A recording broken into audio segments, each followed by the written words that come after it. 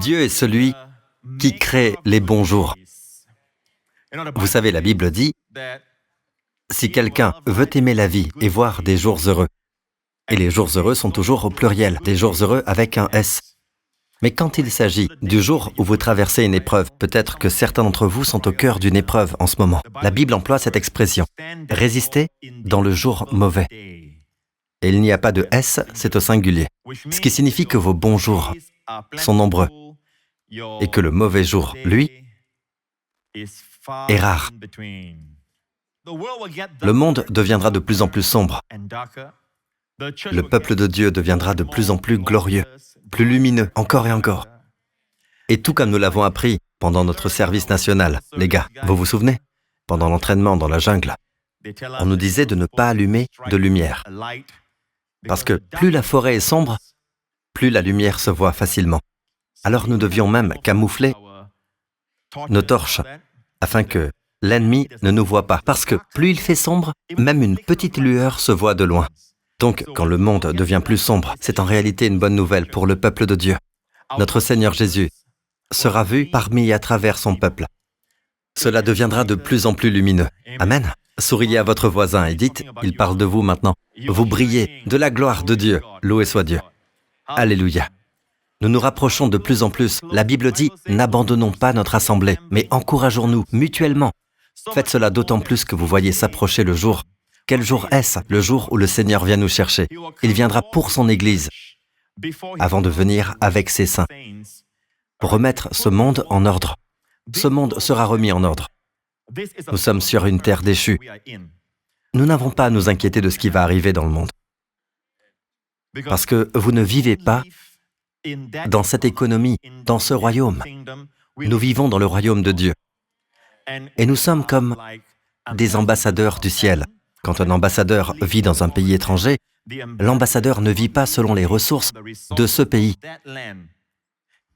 Il vit selon les ressources et le soutien de son propre pays. Peu importe que le pays où il se trouve soit pauvre, d'accord? Si le pays qu'il envoie est riche, il vit de cela. La Bible dit, « Et mon Dieu pourvoira à tous vos besoins conformément à sa richesse en Jésus-Christ. » Amen. Et la Bible dit, vous voyez s'approcher le jour, le Seigneur Jésus va venir nous chercher. La seule bénédiction, la seule promesse qui n'est pas encore accomplie dans nos vies, dans cette vie, nous pouvons recevoir tout ce que Jésus a acquis pour nous à la croix. La seule chose que nous attendons encore, c'est un corps nouveau qui nous sera donné. Cela arrivera quand Jésus reviendra. Il y a deux parties dans la venue de Jésus, avant qu'il ne vienne pour Israël, pour délivrer Israël de toutes les nations qui cherchaient à la détruire, à l'anéantir. Mais la Bible dit qu'il vient avec ses saints, ce qui signifie qu'à un moment donné, les saints sont enlevés. Amen. Il y aura une grande disparition.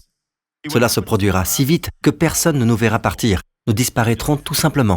Et puis, bien sûr, Hollywood se régalera en disant « Oui, vous savez, les extraterrestres sont venus et les ont emportés. C'est l'invasion des profanateurs de sépulcres et rencontre du troisième type, ce genre de choses. Vous savez, ils parleront d'ovnis, mais non, nous aurons été enlevés. » Et la première chose qui se passe lors de l'enlèvement, c'est que vous recevez votre corps tout neuf, qui ne sera plus jamais soumis à la corruption, à la maladie, ni à la mort. Ce qui signifie que vous êtes jeune pour toujours, en bonne santé pour toujours, et que vous restez ainsi pour toujours. Et pour toujours, c'est quand même très long. Dites à votre voisin, c'est quand même très long. Assurez-vous d'avoir déjà votre réservation. Dieu soit loué. Amen. Merci Jésus. Et quand nous regardons Israël, il y a 100 ans, Israël n'existait pas. Bien sûr, Israël est un pays ancien, et Dieu les a conduits dans ce pays. Mais aussi récemment qu'il y a 100 ans, ils n'étaient toujours pas une nation. Le Seigneur Jésus dit qu'ils seraient dispersés, d'accord? Ils iraient aux quatre coins de la terre jusqu'à ce qu'ils soient ramenés. Comment Jésus l'a-t-il dit? Eh bien, ce qui s'est passé, c'est que les disciples regardaient le temple, le magnifique temple d'Hérode, et les disciples ont dit « Oh, regarde toutes ces pierres de grande valeur, Seigneur. Ne sont-elles pas magnifiques ?» Le Seigneur dit « Il ne restera pas ici, pierre sur pierre, tout sera détruit. » Et nous savons tous ce qui est arrivé. En l'an 70, le général Titus, fils de l'empereur romain de l'époque, Vespasien, d'accord? Son fils, c'est Titus, un général qui a amené l'armée romaine, pour détruire Jérusalem. Et c'était en l'an 70, environ 40 ans après la mort et la résurrection de Jésus. Et Jésus avait prophétisé que cela arriverait. Puis Jésus dit, quand les disciples lui demandèrent sur le mont des Oliviers, « Quand cela arrivera-t-il » Jésus dit, « Il y aura de grands tremblements de terre, d'accord ? Notre génération a vu plus de grands tremblements de terre que n'importe quelle autre génération. » Alors quand ces gens vous disent, « Oh, mais chaque génération a cru être la génération des derniers temps. » Non, non, non, mes amis, écoutez bien. Toutes les générations ne peuvent pas prétendre cela. La génération avant 48, avant qu'Israël ne redevienne une nation, ne pouvait pas prétendre être celle-là. Parce que Jésus a dit que Jérusalem, il l'a dit à ses disciples, Jérusalem sera piétinée par des non-juifs, les gentils, jusqu'à ce que la période accordée aux nations prenne fin.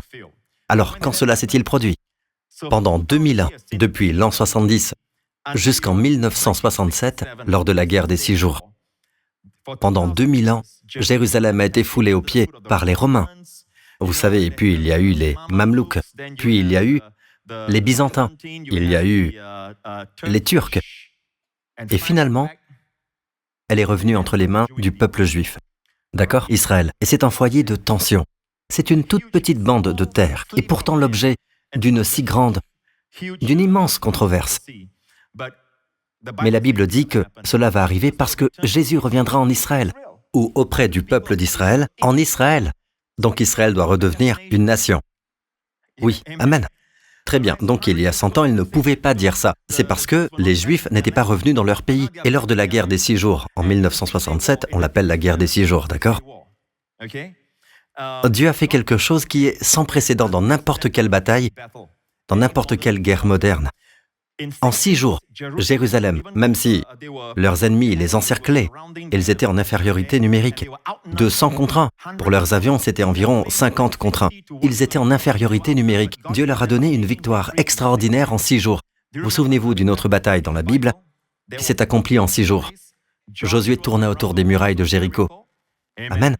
Et le 7e jour, la ville leur appartenait. De même, en juin 1967,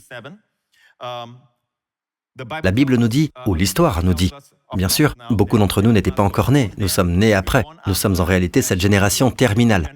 Nous sommes cette génération des derniers temps.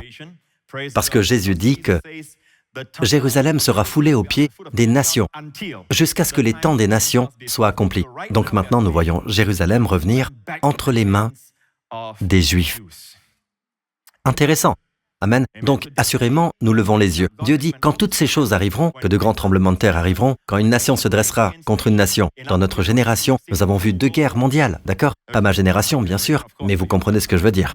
La génération moderne, ils ont déjà vu 2 guerres mondiales. Donc, Jésus a dit, une nation se dressera contre une nation. Il y aura des pestes, toutes sortes de virus, de nouvelles souches de virus, de grands tremblements de terre. Pas de petits tremblements de terre. De grands tremblements de terre seront de plus en plus fréquents. Et rien que ces 5 dernières années, il y a eu davantage de grands tremblements de terre que durant ces 50 dernières années. Donc, c'est une statistique assez étonnante dont on peut parler. Mais que va-t-il se passer? Jésus a dit quand ces événements commenceront à se produire, redressez-vous et relevez la tête. Ne vous découragez pas. Redressez-vous et relevez la tête parce que votre délivrance est proche. Vous savez de quelle délivrance il s'agit? La délivrance de votre corps. Dieu soit loué. Certains d'entre vous ne goûteront jamais à la mort. Désolé, vous ne saurez pas ce que la mort fait ressentir. Désolé. Qui vous a demandé de naître dans cette génération? D'accord? Et quand Jésus reviendra, nous qui serons vivants, nous serons enlevés dans nos corps tout neufs. Et nous serons jeunes pour toujours, forts pour toujours. Alléluia! Plus de boutons, plus besoin de maquillage. Amen. Et enfin, Lawrence sera beau gosse. Alléluia! Amen. Et Lawrence dit, « Oh, quel triste amen. Louez le Seigneur. Il y a de l'espoir pour toi et moi, frère, pour nous deux. Vous êtes prêts pour la parole? Très bien. Installez-vous confortablement. Regardez la vision que Dieu a pour notre Église.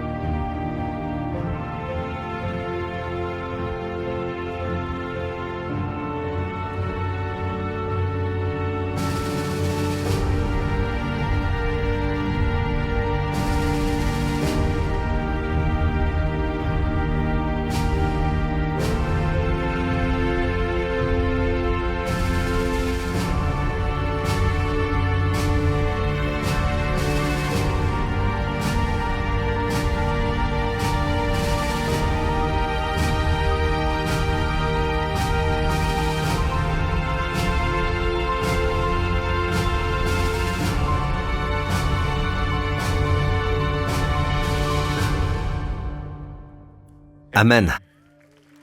Une année pour posséder nos possessions. Louez le Seigneur. Vous avez tous vu les raisins?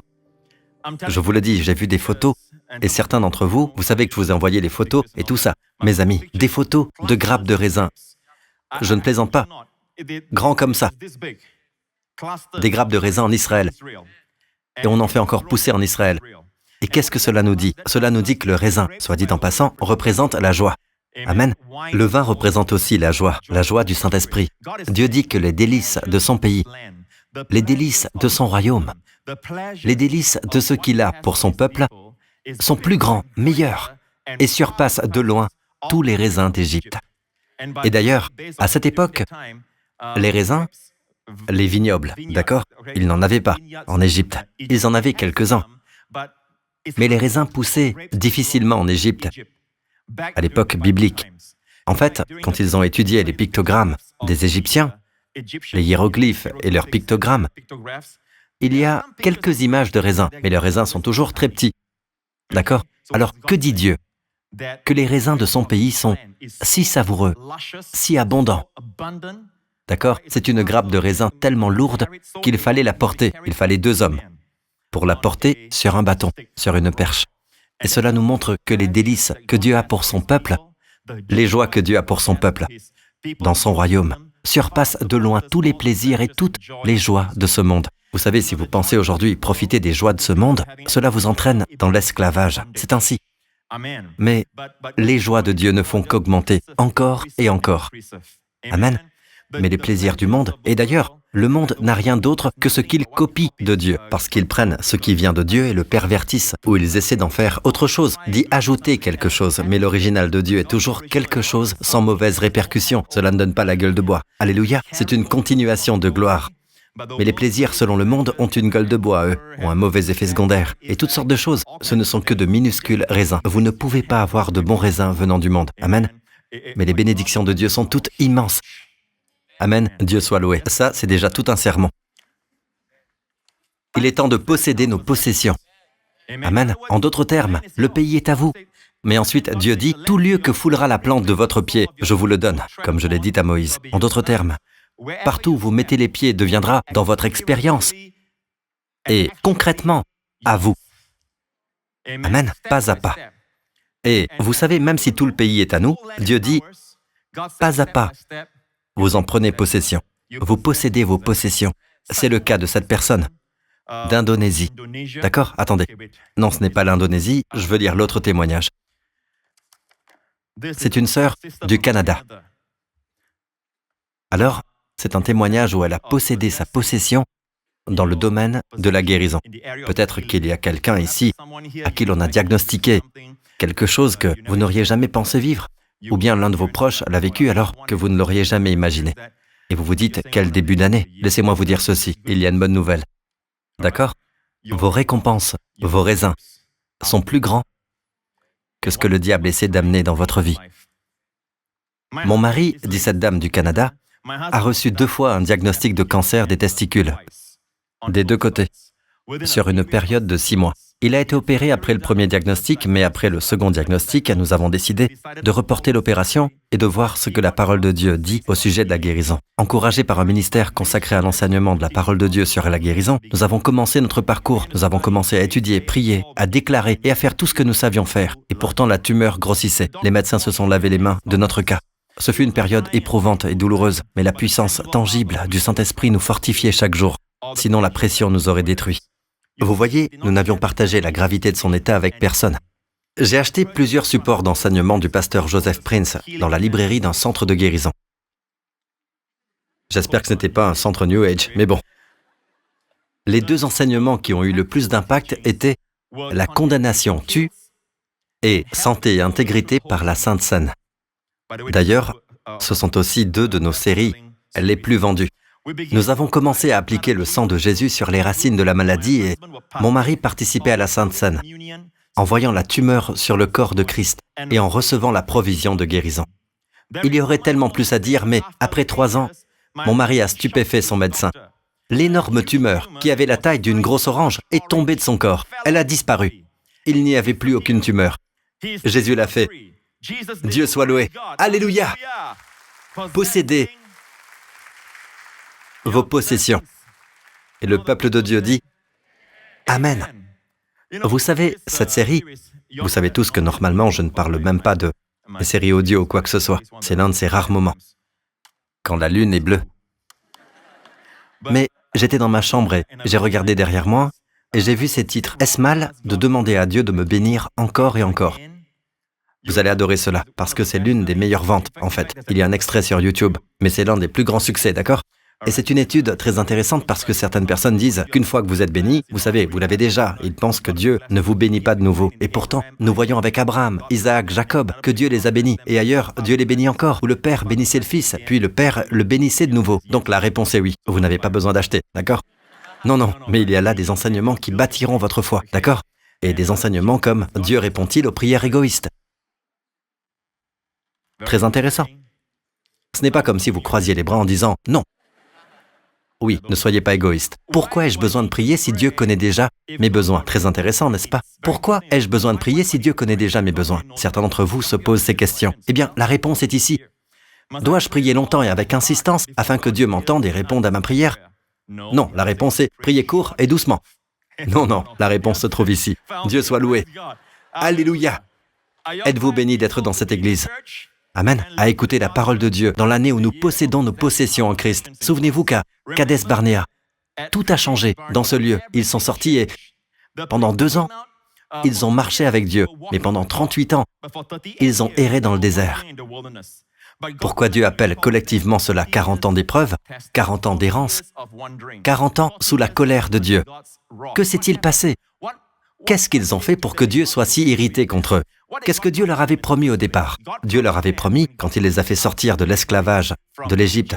D'ailleurs, Égypte, le nom Égypte en hébreu signifie double pression, littéralement Mitzraïm en Égypte, double pression. Dieu fait sortir son peuple d'un endroit où, vous savez, ils disent que nous avons l'esprit étroit, ils disent qu'eux ont l'esprit ouvert. En réalité, ils sont dans un lieu de stress permanent. Nous sommes dans un lieu large. Amen. Et Dieu a promis de nous faire entrer dans un pays où vous habiterez des maisons, dans des villes que vous n'avez pas construites. Vous habiterez des maisons pleines de toutes sortes de biens que vous n'avez pas remplis. Vous mangerez des vignes que vous n'avez pas plantées. Et vous boirez à des puits que vous n'avez pas creusés. Qu'est-ce que cela vous dit? Cela vous dit que c'est une œuvre achevée, préparée par un autre. Dans leur cas, c'était les géants. Amen. Et les géants n'avaient pas leur place.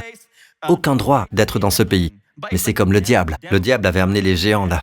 Et on appelle cela des squatteurs. Ce n'est pas leur pays, mais ils habitent ce pays. On les appelle des squatteurs. Donc, quand Dieu a fait entrer son peuple, le diable était là. De même aujourd'hui, le diable et ses esprits mauvais, c'est mignon, c'est-à-dire ses sbires. Je ne devrais pas dire mignon, aujourd'hui ils sont vraiment tout jaunes et mignons. Mais ses complices sont assis sur votre bénédiction, sur votre don. Peut-être que vous recherchez la guérison. Et ils sont assis sur la guérison. Vous recherchez la provision, ils sont assis dessus. Vous recherchez une relation bénie avec quelqu'un que vous aimez et qui vous tient à cœur, ou pour les membres de votre famille, entre mari et femme, pour vos parents. Le diable est assis dessus. Et quoi que ce soit, la délivrance pour votre fille adolescente, de la drogue ou d'autres choses, le diable est assis dessus. Je veux vous dire ceci, le diable n'a aucun droit d'être là. Dieu n'a pas donné ce pays au diable. Dieu n'a pas donné le pays aux géants, aux Anakim, aux Héviens, aux Jébusiens, aux Girgasiens. Ils étaient tous là, dans ce pays. Le pays est destiné au peuple de Dieu et Dieu dit, je les chasserai. Je les mettrai tous dehors. D'accord? Et je vous ferai entrer dans le pays. Vous mangerez des vignes que vous n'avez pas plantées. Vous boirez à des puits que vous n'avez pas creusés. N'est-ce pas une bonne nouvelle? Dieu dit que vous extrairez du cuivre des collines et des montagnes. En Égypte, vous mangez une nourriture qui vous brise le dos. Tous les aliments d'Égypte mentionnés par Dieu étaient des melons, des poireaux, de l'ail, des oignons. Rien de mal avec ces aliments. C'est leur signification qui compte. Ce sont tous des aliments au ras du sol. Ce sont des aliments pour lesquels vous devez vous pencher pour les ramasser. Melons, ail, poireaux, oignons. Mais la nourriture de Canaan, la nourriture du peuple de Dieu dans ce pays, ce sont les figues, les grenades, les vignes, les olives. Tout se cueille facilement. Facilement. Pas besoin de se pencher. Vous savez, pas de travail dur qui vous brise le dos. Il suffit de cueillir et de manger. Combien savent que la vie chrétienne est facile? Cela ne veut pas dire qu'il n'y a pas d'épreuve, mais intérieurement c'est facile. Si vous dites que c'est très dur, eh bien la Bible dit « la voie des traîtres est sans issue ». Amen. Mais Jésus dit « en effet, mes exigences sont bonnes et mon fardeau léger ». Amen. Nous devons d'abord comprendre cela. Alors qu'est-ce que Dieu leur demande de faire? Entrer dans le pays, pourquoi? Pour des problèmes? Des sables mouvants? Un lieu difficile où ils doivent planter et le faire à la sueur de leur front? Accomplir un travail dur, pénible, qui brise le dos? Dieu leur a-t-il demandé de faire ça? Non. Dieu leur a dit d'entrer dans un pays rempli de bénédictions. En fait, Dieu dit que c'est le pays où coule. J'aime cette idée d'un ruissellement. Ce n'est pas que le pays possède, c'est un pays qui ruisselle de lait et de miel, selon Darby. Et pourtant, ils ne peuvent pas croire que Dieu est aussi bon. La plupart des chrétiens aujourd'hui ne peuvent pas croire que la guérison est pour le croyant. Dieu veut votre santé plus que vous-même ne la voulez. 3 Jean 2 dit « Bien-aimé, je souhaite que tu prospères à tout point de vue et sois en bonne santé à l'image de ton âme. » Et puis nous avons des groupes de chrétiens qui avancent que ce n'est pas la volonté de Dieu, que les gens soient en bonne santé jusqu'à ce que leur enfant tombe malade, et alors ils vont chez le médecin pour essayer de faire qu'il aille mieux, alors qu'ils disent tout le temps, peut-être que c'est la volonté de Dieu que vous soyez malade. Et pourtant, pour leur enfant, ils ne croient pas que ce soit la volonté de Dieu, parce qu'ils emmènent leur enfant chez le médecin pour qu'il aille mieux. Il y a quelque chose de tordu, quelque chose qui ne va pas dans ce genre de raisonnement. Dieu veut que vous soyez en bonne santé, Dieu veut que vous soyez bénis, Dieu veut que vous ayez de la joie, de grosses grappes de raisin dans votre vie. Amen.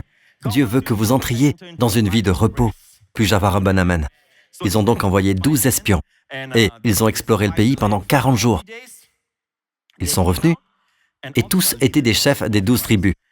Et 10 d'entre eux ont dit « Oh non, il est impossible que nous puissions entrer dans le pays. Écoutez, il est bon ce pays, d'accord? Vous voyez ces 2 hommes? Et je crois, j'ai mon avis personnel, que Josué et Caleb, ce sont eux qui voulaient porter les raisins parce qu'ils sont conscients de la bénédiction. » Amen. Alors, les autres ont dit, nous avons exploré le pays, mais au lieu de parler de la bonté du pays, ils ont dit, nous avons vu les squatteurs, nous avons vu les Éviens, les Jébusiens, les Anakim, nous avons vu les géants là-bas, les ennemis sont immenses, ils sont si grands, leurs murailles sont fortifiées, elles sont épaisses. Et Dieu n'a jamais parlé des murailles, ni des ennemis. Dieu dit, allez, je vous ai donné le pays. Et alors Josué et Caleb disent, vous savez ce que les 10 ont dit, nous y avons vu les géants, les descendants d'Anak, qui sont issus des géants, à nos yeux et à leurs yeux. Nous étions comme des sauterelles. Non, à nos yeux d'abord. Dans Darby, nous étions à nos yeux comme des sauterelles et nous étions de même à leurs yeux. Très triste, Josué et Caleb, les deux ont dit, « Hé les gars, si l'Éternel nous est favorable, ils sont conscients du cœur de Dieu et de la main de Dieu, de l'amour de Dieu et de la puissance de Dieu. Les autres sont conscients de la puissance de l'ennemi, la taille de l'ennemi, l'ennemi ceci, l'ennemi cela. Mais eux sont conscients du cœur de Dieu. Dieu prend plaisir en nous. Dieu nous aime. Amen. Et ils disent, si l'Éternel prend plaisir en nous, allez les gars, montons hardiment et prenons possession du pays. Et la Bible dit que l'assemblée prit des pierres pour les lapider. Quelle tristesse. Puis Caleb, Josué et Caleb, tous deux des hommes de foi. Et Caleb s'est levé et Caleb a dit, les gars, écoutez, les gars. Et la Bible dit que toute la nuit, le peuple pleura, parce qu'ils ont cru la majorité. Et je suis ici pour vous dire que, dans ce cas, la minorité a raison. Vous écoutez, peuple de Dieu? Amen. Et ici, Josué et Caleb disent, « Montons immédiatement » et le peuple pleura toute la nuit. Puis, le lendemain, Caleb s'est levé devant eux et Caleb a dit, « Les gars, écoutez. » Et suivons l'histoire ici. Caleb dit, ils dirent, « Le pays que nous avons parcouru, verset 7, que nous avons parcouru pour l'explorer, est un pays très bon, excellent. Si l'Éternel nous est favorable, il nous y conduira et nous le donnera. C'est un pays où coule le lait et le miel. Seulement ne vous révoltez pas contre l'Éternel et n'ayez pas peur des habitants de ce pays, car nous ne ferons d'eux qu'une bouchée. Les ennemis, ces géants, ils seront notre pain, selon Darby. » Voyez-vous, le fait est que Dieu veut que vous voyiez toutes les difficultés sur votre chemin en ce moment, tout le stress sur votre chemin, comme une nourriture pour votre foi. Une nourriture dont vous pourrez vous nourrir. Et Dieu dit, si vous vous nourrissez du stress, si vous vous nourrissez de situations difficiles, quand vous voyez une situation, vous dites « Oh non, pas encore, oh non, pas encore !» Mais Dieu dit « Hé, c'est le combat de la foi. Dieu ne l'a pas envoyé, mais Dieu l'a permis afin que cela devienne du pain pour vous. » Et en fait, les 10 qui ont parlé négativement ont dit « Nous serons dévorés par les géants. » Mais Josué et Caleb ont dit « Ces géants sont notre pain. Ils sont notre rôti, notre chapati, notre pao. » Fourré au char-siu. Pour ceux qui sont aux États-Unis, il s'agit là de pain, de leur appellation dans différentes langues. Ils sont notre pain. Ils n'ont plus de protection. Et l'Éternel est avec nous. N'ayez pas peur d'eux. Regardez la réaction de l'Assemblée. Toute l'Assemblée parlait de les lapider. Vous seriez surpris de voir à quel point les gens sont encore les mêmes aujourd'hui. Vous leur prêchez de mauvaises nouvelles. Ils disent que vous êtes un homme de Dieu. Vous leur dites que Dieu leur a pardonné tous leurs péchés. Il n'y a donc maintenant aucune condamnation pour ceux qui sont en Jésus-Christ. Vous leur dites que Dieu veut qu'ils soient en bonne santé, que Dieu veut les bénir. Et ils vous lapideront par des emails, sur Instagram et sur les réseaux sociaux. Mais laissez-moi vous dire ceci. Ces deux-là sont ceux en qui Dieu a pris plaisir. Et ce sont les seuls qui sont entrés dans le pays. Et voici ce que Dieu a dit au sujet de Caleb. C'est Dieu qui parle ici. Je descends au verset 23. Aucun d'eux, dit Dieu, au sujet de ceux qui n'ont pas cru, aucun d'eux ne verra le pays que j'ai juré à leurs ancêtres de leur donner. Aucun de ceux qui m'ont méprisé ne le verra. Si vous ne croyez pas que le pays est prêt pour vous, que les bénédictions sont là, vous ne pouvez pas croire que je suis aussi bon. Vous ne pouvez pas croire que je suis aussi bon. Alors je suis ici pour vous dire, dit Dieu, parce qu'ils ont dit à Dieu, nous aurions préféré mourir dans le pays, mourir en Égypte, plutôt que mourir de faim dans ce désert. Dieu dit, je vous ferai exactement ce que je vous ai entendu dire. Vos cadavres tomberont dans ce désert. Et les premiers qui meurent sont les 10 espions qui ont apporté la peur et l'incrédulité à tout le camp. Puis Dieu a dit, quant à mon serviteur Caleb, parce qu'il a été animé d'un autre esprit. Et vous savez, le mot « autre » est l'un des dérivés de ce mot, c'est le mot « suivre ». Il a un esprit qui suit, il a un autre esprit. Et il m'a pleinement suivi. Je le ferai entrer dans le pays où il est allé, et sa descendance le possédera. Dans 2 Corinthiens 4, il est écrit « Et comme nous avons le même esprit de foi que celui exprimé dans cette parole de l'Écriture, j'ai cru, c'est pourquoi j'ai parlé. » Nous aussi nous croyons et c'est pour cela que nous parlons. L'esprit de foi, c'est « je crois, donc je parle ». Et non pas « je vois, puis je parle ». Non, je crois avant même de voir, puis je parle. Vous écoutez? C'est un autre esprit. Dieu les a tous regardés et Dieu a regardé Caleb. Dieu dit « cet homme, Caleb, je le ferai entrer dans le pays. » Il a un autre esprit. Pour votre info, ensuite Dieu dit « très bien, tous ceux de 20 ans et plus mourront tous dans le désert. » Et ils ont erré pendant 40 ans dans le désert. Comme je l'ai dit la semaine dernière, ce qui était très touchant, c'est que même s'ils ont erré, Dieu s'est retourné et Dieu a erré avec eux dans le désert. Dieu ne les a jamais quittés. Il était dans le tabernacle, dans le lieu très saint, voyageant avec eux dans l'arche de l'Alliance. Sa colonne de nuée ne les a jamais quittés. Même s'ils l'ont quitté, lui ne les a jamais quittés. De même pour Josué et Caleb.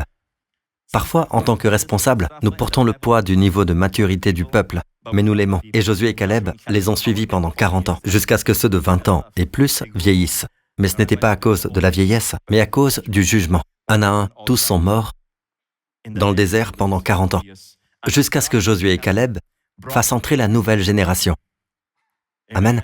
Dans la terre promise. Amen. Donc, ils sont entrés dans la terre promise 7 ans plus tard. Pendant 38 ans, ils ont erré. Depuis Kadès Barnéa, 38 ans, et c'est cette année ici, cela fait 45, n'est-ce pas? Donc, 7 ans après leur entrée dans la terre promise, à ce moment-là, Caleb avait 85 ans. Il avait 40 ans quand il fut envoyé comme espion à Kadès Barnéa, quand toute l'histoire que nous venons de voir est arrivée. Maintenant, il a 85 ans, et il est déjà dans la terre promise avec Josué. Ils sont les 2 seuls de cette génération.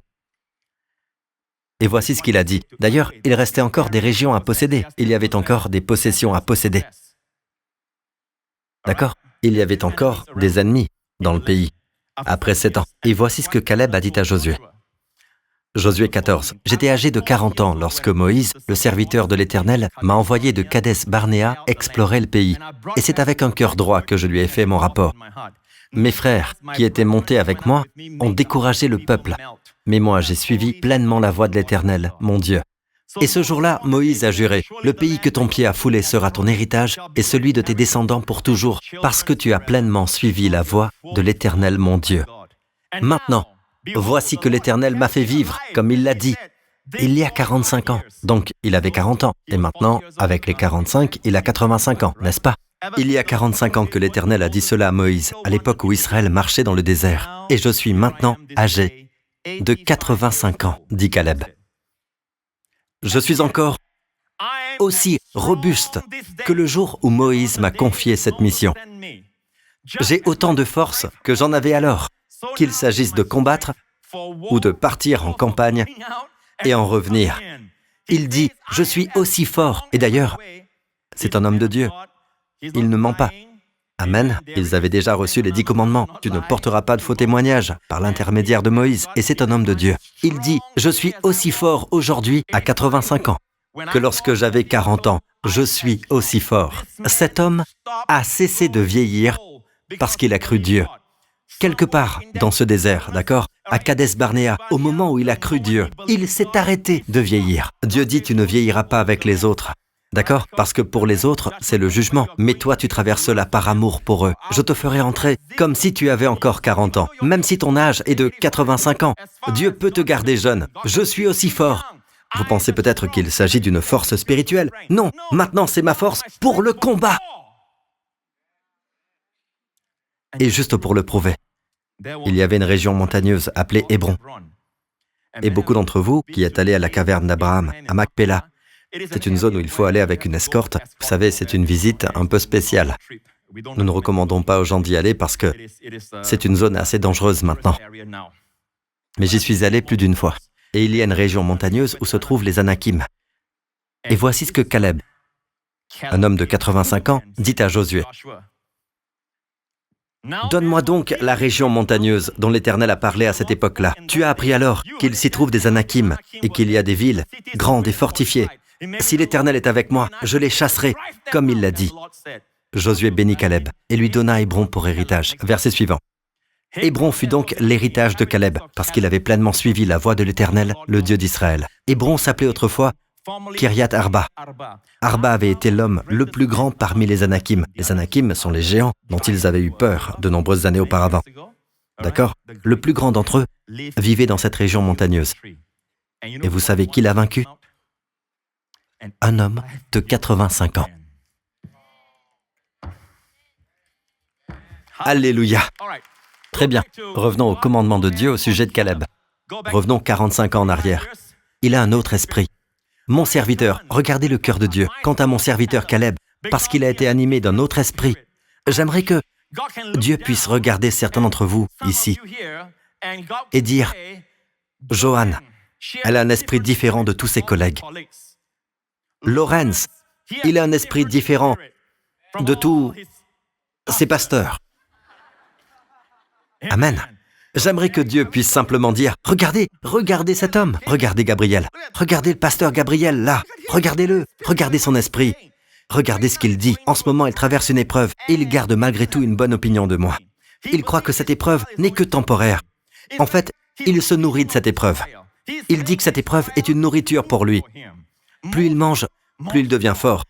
Manifestement, Caleb a mangé beaucoup de géants. Amen. Il a mangé beaucoup de difficultés. Il se nourrit des difficultés et il est fort. Dieu soit loué. Et Dieu dit, regardez cet homme. Et toi, viens là. Viens, Gabriel, l'archange. Regarde ce Gabriel là-bas, à la New Christian Church. Qu'est-ce que t'en dis? Allez, prends un peu des muscles de Lawrence et donne-les lui.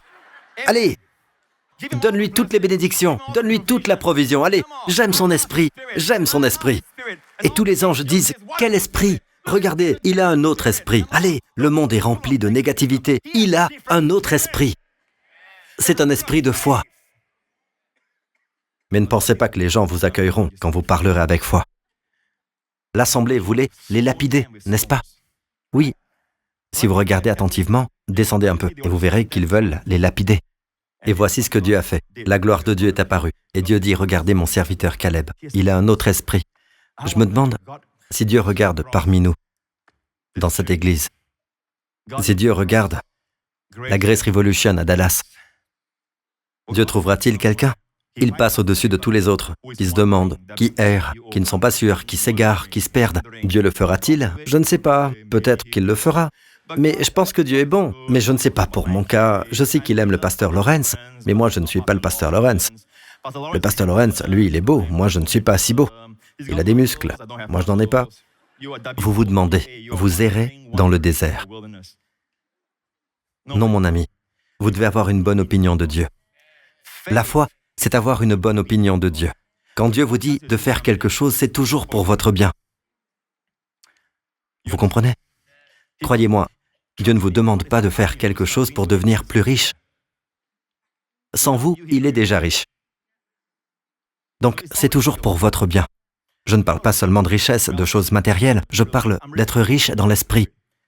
C'est pour que vous deveniez riches spirituellement, en sagesse, dans la compréhension des voies du Seigneur. L'esprit de foi manque. Tout dans les médias vous parle de terreur, de ceci, de cela, des choses mauvaises qui arrivent, des crises financières et de ce genre de choses. Qui se lèvera pour dire « Dieu pourvoira » ? Mon Dieu pourvoira. Amen. Et Dieu aime cela. Dieu dira « Mais regardez-moi ce garçon, regardez cette fille !» Allez, envoyez la réponse, les anges. Dieu aime cela. Non, Pasteur Prince, de nos jours, vous savez, à 45 ans, on se sent déjà tous fatigués. Nous tous ici, quelle excuse avons-nous? Caleb était sous le sang des taureaux et des boucs. Nous sommes sous le sang de Jésus. Ils étaient sous la loi. Nous sommes sous la grâce. D'accord? Quelle excuse avez-vous? Eh bien, pasteur, nous avons des terroristes de nos jours. Eux, ce sont des terroristes, hein. Ils sont immenses, si grands. Une petite info au sujet des terroristes dont ils avaient peur. De nombreuses années après Kadès Barnéa, Josué, avant d'entrer dans la terre promise, envoya 2 espions. Et les espions se cachèrent dans la maison d'une prostituée nommée Rahab. Et Rahab dit, en substance, elle ne l'a pas dit exactement ainsi, mais voici en gros ce qu'elle a dit. Nous avons appris comment Dieu a asséché la mer Rouge. C'était 40 ans plus tôt. Dieu l'avait asséché. Et quand nous l'avons appris, tous les habitants ainsi que les géants du pays, nous avons tous tremblé. Israël tremblait devant ses ennemis. Eux tremblaient devant Israël. Souvenez-vous toujours de ceci. Vos ennemis, vos difficultés peuvent paraître grands dans le naturel. Très bien, mais comparés à Dieu, ils sont minuscules. Puis-je avoir un bon amen? Amen. Je veux dire, notre Dieu est celui qui donne la vie. Notre Dieu est le Dieu de la résurrection. Même si quelque chose est mort, il le ressuscite. J'étais aux États-Unis il y a 2 mois. Et dans ma chambre d'hôtel, Dieu m'a donné une révélation. Et je l'ai partagée avec mes pasteurs, le pasteur Lawrence aussi. Cette révélation. Vous connaissez tous les 10 plaies d'Égypte par l'intermédiaire de Moïse, parce que Pharaon refusait de laisser partir le peuple de Dieu. Donc la première plaie, c'était de changer le Nil en sang, n'est-ce pas? Ce qui est drôle, c'est ceci. La Bible dit que lorsque Moïse, avec le bâton de Dieu, changea l'eau en sang, les magiciens de Pharaon montrèrent aussi à Pharaon, « Pharaon, nous aussi nous pouvons le faire, prendre l'eau, la changer en sang. » En fait, ils les ajoutaient au problème. Et puis, la plaie suivante. Moïse fit venir par cette plaie toutes les grenouilles hors du fleuve, dans leurs maisons, dans leurs palais, dans leurs armoires, dans leurs lits, et des grenouilles partout. D'accord? Au niveau du cou, sous le chapeau de Pharaon. Partout. Une femme ouvre son placard. Maintenant, vous les Chinois, vous feriez probablement la fête. Mais eux avaient des grenouilles partout. Je veux dire, c'est un vrai problème, et la Bible dit que ça empestait. Et écoutez, vous savez ce que les magiciens ont dit à Pharaon? Les magiciens de Pharaon, les occultistes, les sorcières et les enchanteurs, vous savez ce qu'ils ont dit? Nous pouvons faire la même chose? Et ils prirent. Ils invoquèrent eux aussi avec leurs incantations, et des grenouilles sortirent aussi du fleuve. Là, franchement, pas besoin d'être un génie. Ils ajoutaient au problème. D'accord? Bien, ils prétendent pouvoir reproduire la première et la deuxième plaie. Mais la troisième, c'est la plaie des poux. Les poux, P-O-U-X. Des poux suceurs de sang. Et vous savez à quel point ils sont petits. Quelque chose que vous ne pouvez même pas voir, des poux. Chaque fois que je partage cela, les gens commencent à se gratter la tête. Je ne sais pas pourquoi. Ne faites pas peur à votre voisin. Bref, ce qui s'est passé, c'est que lors de la troisième plaie, Moïse prit le bâton. Je veux dire, le cœur de Pharaon était toujours endurci. Et Moïse dit, pour la troisième plaie, il prit le bâton, il frappa la poussière. Et vous savez à quel point l'Égypte est poussiéreuse. Il y a de la poussière partout. Et toute la poussière devint des poux. Il y avait des poux sur les animaux, des poux sur les hommes, des femmes, du pauvre jusqu'au prince. Tous avaient des poux sur eux, des poux suceurs de sang. Maintenant, c'est très intéressant parce que, d'ailleurs, je dois vous le dire, les grenouilles, vous savez comment elles s'en sont débarrassées? Pharaon demanda à Moïse de venir dans son palais. Il dit, « Peux-tu, s'il te plaît, nous débarrasser de toutes ces grenouilles ?» si tu laisses partir mon peuple, et tu vas faire partir les grenouilles ?» Et Moïse posa cette question à Pharaon. « Quand veux-tu que les grenouilles s'en aillent ?» Vous savez ce que Pharaon a dit? Il a dit « demain ». Lisez votre Bible. C'est fou, les amis, je vous le dis. Pharaon dit « demain ». Encore une nuit avec les grenouilles, s'il vous plaît. Quand veux-tu que ce soit terminé? Demain. Donne-moi encore une nuit. Cette nuit de plus n'est pas dans le texte. Il a juste dit « demain ». Voilà la sagesse du monde. Bref, maintenant c'est la troisième plaie, l'époux. D'accord? Toute la poussière. En d'autres mots, quand vous y pensez, la poussière est devenue des poux. Et il y a de la poussière partout. C'est là que la ligne de séparation est apparue. C'était le point de démarcation. Parce que les magiciens de Pharaon ont dit « ne pouvons pas reproduire cela ». C'est le doigt de Dieu. C'est ce qu'ils ont dit, c'est le doigt de Dieu. J'ai demandé au Seigneur pourquoi cette troisième plaie est-elle la ligne de séparation? Au point que même les magiciens disent « c'est le doigt de Dieu ». Qu'y a-t-il de si particulier là-dedans? Et Dieu m'a dit ceci. Le diable ne peut pas produire la vie. Les deux premières plaies n'étaient pas de la vie. Les grenouilles sont simplement sorties du fleuve. Mais là, c'est la vie qui vient de la poussière. Seul Dieu peut transformer la poussière en vie. Mais dans le naturel, la vie dégénère en poussière. Seul Dieu peut prendre la poussière et en faire une vie. Mais j'ai demandé à Dieu, pourquoi des poux? Pourquoi pas un aigle tout majestueux? Pourquoi choisir des poux? Dieu dit, je veux prouver que même les magiciens ne peuvent pas reproduire le plus petit animal que vous pouvez à peine voir à l'œil nu. D'accord? Et lui donner la vie. Ça, c'était gratuit. Ce n'était pas mon sermon. Gratuit. Je me suis dit, quelle révélation passionnante. Dieu soit loué. Prêchez-le, Pasteur Prince. Alléluia. Seul Dieu peut donner la vie. Seul Dieu peut donner la vie. Amen. Le diable ne peut que retirer la vie. Ils ne peuvent pas donner la vie. Seul Dieu peut le faire. Amen. Louez le Seigneur. Alors continuons, et je veux simplement que vous ayez ce même esprit de foi. Amen. Maintenant, la foi ne fait pas semblant que le problème n'existe pas. Josué et Caleb n'ont jamais dit « Non, des géants, non. Je n'ai pas vu de géants, moi. » Non, l'esprit de foi reconnaît que le problème est là, mais il compare le problème à Dieu. Il y a quelque chose en nous, nous sommes tous naturellement attirés par le visible, le palpable, ce qui peut être touché, ce que nos cinq sens peuvent saisir. Et c'est pourquoi le peuple de Dieu voulait un veau d'or.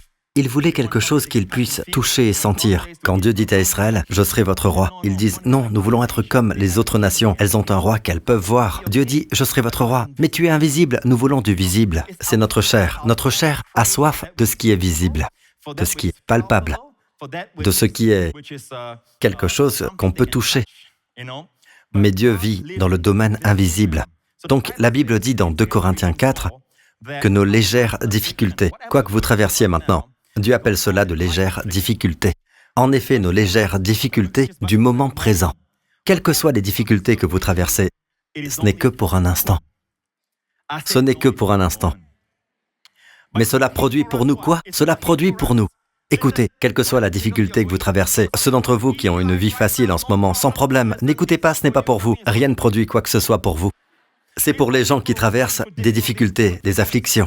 Cela produit pour vous au-delà de toute mesure, comme la grappe de raisin, au-delà de toute mesure, un poids éternel, pas temporaire, éternel, permanent, pas pour un temps éternel de gloire, un poids de gloire. J'ai dit un poids de gloire. Amen. Mais cela signifie-t-il que tous ceux qui traversent des problèmes en ressortent avec un poids de gloire? Je voudrais dire ceci au sujet d'un poids de gloire. Vite fait, d'accord? Il y a des gens dans la Bible qui sont maudits. Le mot maudit signifie léger, comme la vapeur, comme l'eau, la vapeur. Elle flotte, elle est légère. C'est cela le mot maudit. Et le mot gloire, c'est le mot pour lourd, kavod en hébreu. Kavod, lourd. Il y a des gens qui entrent quelque part, ils n'ont aucun impact sur personne. Il y en a d'autres qui parlent et ils ont un impact. Des gens entrent dans une pièce, on sent leur présence. Et pour d'autres, personne ne sait qu'ils sont là. J'ai vu dans notre église des dames entrer dans une boutique. La boutique est vide. Elles entrent et les gens commencent à entrer. La gloire est là. J'ai vu des espaces de restauration, des food courts, où les gens de notre église, ils y entrent, d'accord? C'est vide et soudain, les gens commencent à entrer. Amen. Nous sommes arrivés au Star. Maintenant, tout autour du Star a été béni. Et je vous le dis, nous apportons la bénédiction. Amen. La bénédiction est là, où vous êtes. Donc, même votre problème produit pour vous, il produit pour vous un poids éternel de gloire bien plus excellent. Amen. De sorte que vos paroles auront du poids. Cela signifie-t-il que tous ceux qui traversent des problèmes ont ces bénédictions? Non. La suite dit, « Ainsi, nous regardons non pas à ce qui est visible, mais à ce qui est invisible, invisible. » Donc, toutes ces bénédictions et vos problèmes produisent pour vous lorsque vos yeux sont fixés sur l'invisible, pas sur le visible, sur l'invisible et non sur le visible, car les réalités visibles sont passagères. Dites passagères. Les médecins vous donnent votre radiographie et disent « il y a un point noir ici ». Vous le voyez? C'est passager. Amen. Amen. Très bien. Quoi que ce soit dans ce monde, regardez mon portefeuille, rien. Regardez mon compte bancaire, solde disponible, rien. Mais c'est quoi ça? Vous le voyez ça? Oui, rien. Je vois rien. C'est passager. Amen. Alors vous dites à un ami, regarde, je suis laid ou pas? Ben ouais, t'es assez laid. C'est passager. Vous le voyez, bonne nouvelle, c'est passager. Amen. Donc, dans l'économie de Dieu, dans la manière dont Dieu voit les choses, vous savez tout dans cette vie qui est invisible, qui ne peut être vue. Les réalités visibles sont passagères et les invisibles sont éternelles. Dieu est-il visible? Non. Dieu est-il ici? Oui. Dieu est éternel. Les anges sont éternels. Les bénédictions sont éternelles. Vous ne pouvez pas voir les bénédictions. Nous sommes bénis de toute bénédiction spirituelle dans les lieux célestes en Christ. Vous ne pouvez pas le voir. Ce que vous voyez, ce sont les effets des bénédictions. Quelqu'un prospère, la santé de quelqu'un est bénie, la vie conjugale de quelqu'un est bénie, le mariage se redresse, l'eau se change en vin dans ce mariage. Vous voyez les effets de la bénédiction. Vous ne pouvez pas voir la bénédiction, elle est éternelle, elle est invisible. Satan lui-même est un esprit.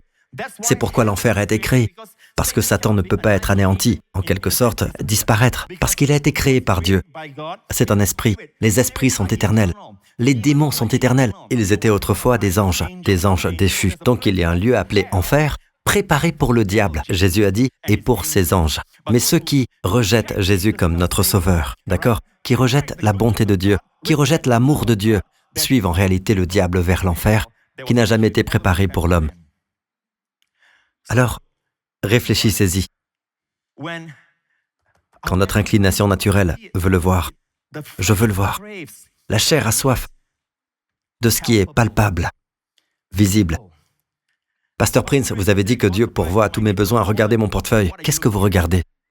Donc, votre affliction ne produit pas pour vous cette gloire. Elle ne produit pas pour vous parce que vous ne regardez pas l'invisible. La Bible dit qu'à l'âge de 120 ans, Moïse, quand il est mort, sa vue n'était pas affaiblie et sa vigueur n'avait pas disparu. Il est monté à pied sur la montagne où il est mort. Il a gravi la montagne, mes amis. Je connais certains qui ne peuvent même pas gravir une colline. Il monta sur la montagne, puis il rendit son dernier souffle, dit la Bible. Et quand il mourut à 120 ans, sa vue n'était pas affaiblie et sa vigueur n'avait pas disparu. J'ai toute une série d'enseignements intitulés « Les secrets de jeunesse et de force » où j'aborde tout cela. Vous pouvez vous le procurer, d'accord? Mais je veux couvrir ceci. Quel était son secret? Eh bien, l'un des secrets, nous le connaissons. La Bible dit dans Hébreux 11, « Moïse s'est montré déterminé. » Et le mot « déterminé » ici a une incidence physique sur son corps, comme s'il voyait celui qui est invisible. Ses yeux étaient toujours sur Jésus. Il voyait celui qui est invisible. Dans ce monde, on dit que si c'est invisible, ce n'est pas réel. Si c'est visible, c'est réel. C'est n'importe quoi. Parce que nous savons que les atomes que vous ne voyez pas sont réels. Et ils sont là, constamment. Votre chaise est visible, mais nous savons qu'elle n'est pas éternelle.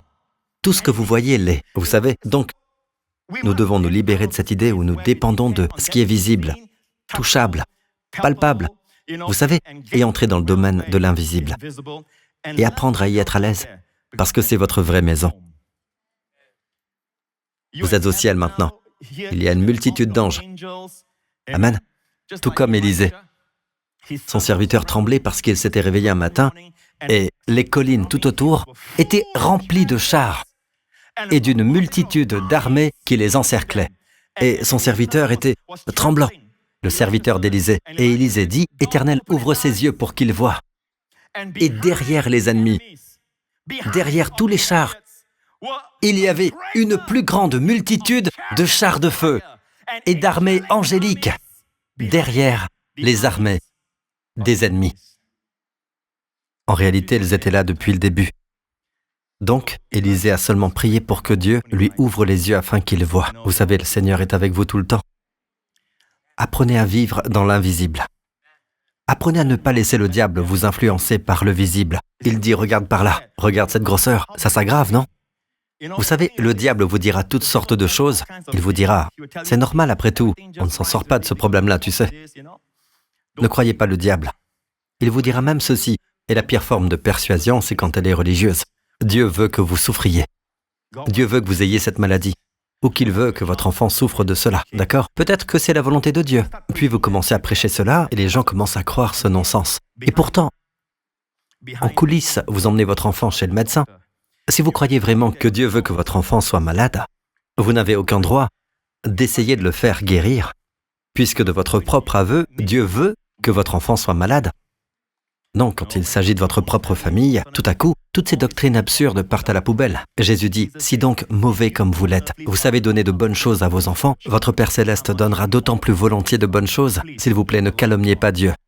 Dieu vous a créé à son image. Nous voulons ce qu'il y a de meilleur pour nos enfants. À bien plus forte raison, Dieu. Vous savez ce qui l'attriste? Ils ont refusé d'entrer dans le pays. Alors Dieu a dit ceci. Finalement, regardons... En passant, êtes-vous célibataire? On voit bien que vous êtes célibataire. C'est temporaire. Amen. Alléluia. Je vois l'invisible, grand, brun, beau. Très bien, regardez, Hébreux chapitre 3. Hébreux chapitre 3. C'est pourquoi, comme le dit le Saint-Esprit, aujourd'hui, si vous entendez sa voix, maintenant, c'est l'Esprit de Dieu qui parle. Il nous donne une autre occasion de ne pas faire la même erreur que les enfants d'Israël. Aujourd'hui, si vous entendez sa voix, n'endurcissez pas votre cœur comme lors de la révolte, comme le jour de la tentation dans le désert. Là, vos ancêtres m'ont provoqué, ils m'ont mis à l'épreuve, et ils m'ont vu agir pendant 40 ans.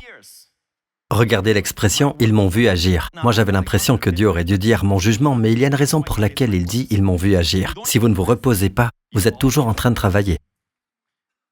Vous verrez Dieu agir. C'est pourquoi j'ai été irrité contre cette génération et j'ai dit « ils ont toujours un cœur qui s'égare. Ils n'ont pas connu mes voies. Aussi, j'ai juré dans ma colère. » Donc, vous avez ces œuvres, ces voix, quelles sont les voix de Dieu? Manifestement, les 10 espions et la majorité des enfants d'Israël sont passés à côté. Josué et Caleb l'ont saisi. Ils ont saisi les voix de Dieu. Et quelles sont les voix de Dieu? Nous allons le voir maintenant. Aussi, j'ai juré dans ma colère, ils n'entreront pas dans mon repos. Il y a de nombreuses années, quand je lisais cela, j'ai dit, attends un peu, Dieu aurait dû dire, ils n'entreront pas dans mon pays. Parce que l'histoire ici fait référence à l'épisode de Kadès-Barnéa. Alors pourquoi Dieu a dit « mon repos » ? Parce qu'aujourd'hui, ce n'est pas un pays physique pour vous et moi. Aujourd'hui, votre terre promise, le pays où coule le lait et le miel, l'endroit où vous mangez des vignes que vous n'avez pas plantées, où vous buvez à des puits que vous n'avez pas creusés, c'est le pays du repos. C'est un lieu où vous entrez dans le repos, même si vous ne voyez pas encore le visible, même si la guérison ne s'est pas manifestée, même si la provision n'est pas encore arrivée, même si la délivrance de l'addiction chez votre adolescent ne s'est pas encore produite, vous dites à Dieu, « Dieu, je te remercie, je suis dans le repos parce que tu combats ce combat. » Vous vous reposez. J'ai dit, vous vous reposez. D'accord? Donc, Dieu dit, voyez la différence entre ma colère et mon repos. Ma colère, mon repos. L'opposé de la colère de Dieu, c'est le repos. Le repos, c'est ainsi que vous plaisez à Dieu. Descendons un peu. Faites attention, frères et sœurs, qu'aucun de vous n'ait un cœur mauvais et incrédule qui le détourne du Dieu vivant. Au contraire, encouragez-vous les uns les autres chaque jour. Merci Seigneur pour Instagram. Merci Seigneur pour WhatsApp, pour les SMS. Que Dieu bénisse Steve Jobs. Amen. Vous pouvez encourager chaque jour sans être proche de votre ami. Et la Bible dit chaque jour. Encouragez-vous les uns les autres chaque jour afin qu'aucun de vous ne s'endurcisse trompé par le péché. Et ce péché ici est au singulier et fait référence à l'incrédulité. On ne sait jamais, tout à coup, vous vous sentez poussé à envoyer un message à quelqu'un parce que peut-être ses pensées s'endurcissent. Nous avons tous une tendance, dans la chair, à avoir des pensées dures envers Dieu. Le diable met ses pensées. Alors votre message arrive. Tout à coup, vous vous sentez encouragé. Amen. Et vous ne vous endurcissez pas par l'incrédulité. Dieu soit loué. D'accord, descendons un peu. Contre qui Dieu a-t-il été irrité pendant 40 ans? N'est-ce pas contre ceux qui avaient péché et dont les cadavres sont tombés dans le désert? Et à qui a-t-il juré qu'il n'entrerait pas dans son repos, sinon à ceux qui avaient désobéi? Et la Bible dit, ainsi nous voyons qu'ils n'ont pas pu y entrer à cause de leur incrédulité. L'incrédulité est précisément ce que Dieu déteste le plus. L'incrédulité. Redoutons donc, alors que la promesse d'entrer dans son repos reste valable, que l'un de vous ne semble être resté en arrière. D'ailleurs, le repos ici, ce n'est pas le ciel. Il n'y a pas de géant au ciel. Il n'y a pas besoin de combattre au ciel. En fait, quand le peuple de Dieu est entré dans le pays, il y avait des combats à mener. D'accord? Donc, c'est un pays de promesses. Cela ne fait pas référence au ciel, il n'y a pas de guerre. Le seul domaine où Dieu dit à son peuple de craindre, c'est de craindre de passer à côté du repos de Dieu. En d'autres termes, craignez de ne pas être dans le repos. Craignez de ne pas être dans le repos. Là, maintenant, êtes-vous dans le repos? Je sais que le problème n'est pas encore résolu. Je sais que la difficulté est encore là. Vous pouvez la voir. Vous pouvez la toucher. Mais Dieu dit, peux-tu être dans le repos? Je veux que vous soyez dans le repos parce que cela est temporaire. Les œuvres sont terminées. Très bien, avançons.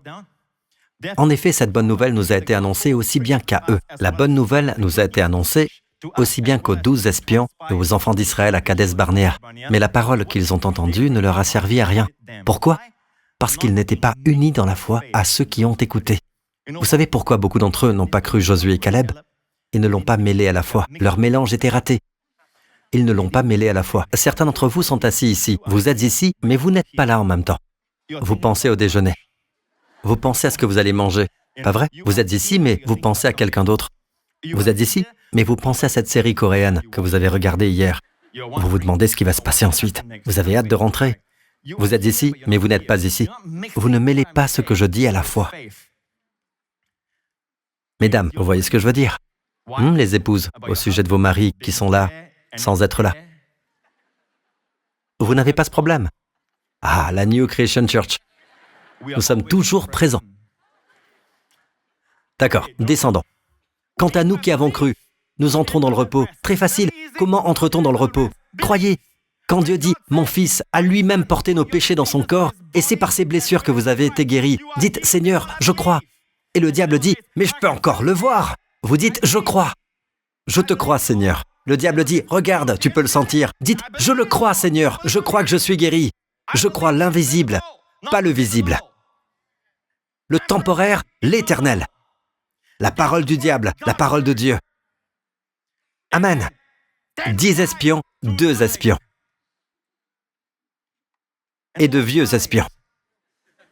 Josué et Caleb, qui sont entrés dans le pays, alléluia. J'ai juré dans ma colère, ils n'entreront pas dans mon repos. Pourtant, son travail était terminé. Son travail était terminé depuis la création du monde. Pouvez-vous croire que Dieu ne fait pas? Voyez, Dieu a tout accompli dans votre vie. Il a tout préparé pour vous, avant votre naissance. Il a tout préparé comme un couple aimant quand il attend un enfant. Il prépare la chambre. Il choisit les couleurs. Prépare les vêtements. Il prépare tout. Quand le bébé arrive, il arrive dans un monde préparé. Combien plus votre Père Céleste, il prépare tout. Et toutes les œuvres étaient terminées bien avant que le monde ne soit créé. Comment Dieu peut-il faire cela, pasteur? C'est pour cela qu'il est Dieu et que vous ne l'êtes pas. Mais Dieu, comment a-t-il le temps de faire tout ça? Dieu a créé le temps. Dieu ne prend pas du temps. Dieu donne du temps. Nous prenons du temps. Dieu donne du temps. Dieu ne prend du temps à personne, peuple de Dieu. Dieu vit en dehors du temps. Il connaît votre fin depuis le commencement. Il a tout préparé pour vous. Quand vous l'écoutez, votre vie sera facile. Cela ne veut pas dire qu'il n'y aura pas d'épreuves, pas de difficultés. Mais Jésus dit « Car mon joug est aisé, ce sera facile à l'intérieur. » La voie des traîtres est sans issue. Amen. Je vais maintenant vous donner une clé. D'accord? C'est le mot hébreu « lechem ». On retrouve ce mot dans Bethléem. Bethléem. À chaque fois qu'il y a bête devant, cela veut dire maison. Beth Esda, maison de miséricorde. Amen. Beth Lechem. Bethléem. Lechem, c'est le pain. Maison du pain. Jésus, le pain de vie, est né dans la maison du pain. Amen. Lechem s'écrit ainsi. Lechem. Et cela peut signifier du pain ou de la nourriture. Mais lacham signifie aussi combattre, livrer bataille, faire la guerre. La seule chose, c'est que l'orthographe, lamed, chet, même orthographe. La seule différence, c'est la ponctuation. Les petits points. Vous savez, ils mettent des points différents à différents endroits. L'un se dit lechem, l'autre lacham. Lechem, c'est le pain ou la nourriture. Lachem, c'est combattre, mais c'est aussi se nourrir. Alors, pourquoi Dieu a-t-il mis la nourriture, le pain, et le combat dans le même mot? Pourquoi? Notez cela quelque part. Quand vous vous nourrissez, vous combattez. Se nourrir, c'est combattre l'ennemi. Nous ne combattons pas en combattant. Nous combattons en mangeant. Nous mangeons la parole de Dieu et l'ennemi est vaincu. C'est ce que vous faites en ce moment dans l'Église, peuple de Dieu. Vous vous nourrissez. Et pendant que vous vous nourrissez, quand vous rentrez, vous découvrez que l'ennemi est vaincu. Bien des fois quand vous rentrez, alléluia, Dieu s'est occupé du problème. Vous avez pris le temps d'être dans la maison de Dieu. Vous avez pris le temps d'être avec le Seigneur. Et quand Dieu vous nourrit, Dieu combat pour vous. C'est pourquoi dans le psaume 23, il est dit « L'Éternel est mon berger, je ne manquerai de rien ». Et ensuite, il est dit ceci « Tu dresses une table devant moi, en face de mes adversaires. » C'est un festin, alléluia. Et remarquez, pas en l'absence de mes ennemis. Tu dresses une table devant moi en leur présence. Tant que les symptômes sont encore dans votre corps, nourrissez-vous. Tant que la difficulté est encore là, nourrissez-vous. Tant que l'addiction est encore là, nourrissez-vous. Se nourrir, c'est combattre. Se nourrir, c'est gagner. Et c'est pourquoi le seul combat que nous ayons à mener, c'est de combattre le bon combat de la foi. 1 Timothée 6, 12, combat le bon combat de la foi. Est-ce bien ce bon combat? En réalité, le mot grec ici, c'est kalos. Ici, ce n'est pas le mot you, qui veut dire bon, mais le mot kalos. Kalos, c'est ceci, la première définition de kalos. Soit beau, soit magnifique. En d'autres termes, c'est combat le beau combat de la foi. Dieu dit, quand vous êtes dans une bataille, dans une difficulté, votre seul combat, c'est de rester dans la foi. Combattez pour demeurer dans la foi. Combattez le bon combat de la foi. En d'autres termes, la difficulté est là, mais vous dites, « Père, je te remercie. Ce combat est le tien. Merci, Père. Mes yeux sont fixés sur toi. Merci, Père, tu as vaincu ce problème pour moi. » Et le diable crie, « Tu peux encore le voir. Seigneur, mes yeux sont sur toi. » Amen. Vous écoutez, peuple de Dieu. Voilà votre combat, et c'est un beau combat. Et je soupçonne que Dieu l'appelle beau parce que vous gagnez. Et Dieu aime cela. Vous savez, chaque fois que nous utilisons la foi, Dieu aime cela. Dieu aime cela, il dit, « Hé les anges, regardez ça, regardez-moi cet homme, regardez cette femme. » Alléluia. Je vais vous donner 5 mots de grâce à utiliser. Chaque fois qu'il y a une bataille, une difficulté, dites-les tout bas. Regardez le problème et dites cela tout bas. D'accord? Avant de vous les donner, laissez-moi vous montrer une histoire, une très célèbre histoire qui s'est produite en Israël. Vous pouvez encore aller à cet endroit, cette vallée-là. Et encore, imaginez, parce que la vallée est presque inchangée, d'accord? La topographie est la même. 1 Samuel 17. Le Philistin regarda David. Goliath se tenait là, défiant le peuple d'Israël, de le combattre. Pendant 40 jours, il s'est tenu là. Personne n'osait combattre ce géant de 3 mètres. Certains disent environ 9 à 11, même 12 pieds. Nous n'en sommes pas sûrs, mais c'était l'un des géants. Et il était laid, il était méchant. À cette époque, leur visage était souvent, vous savez, couvert de cicatrices. Donc, quand il vit David, il le méprisa parce que David n'était qu'un jeune homme, blond et d'une belle apparence. Vous n'êtes pas censé être beau dans l'armée. Vous êtes censé avoir une cicatrice ici, des blessures de guerre, vous voyez. Alors quand il regarda David, il vit comme le pasteur Lawrence. Il s'est dit, ce type n'est pas un militaire. Je ne sais pas ce qu'il est, mais... Dites merci.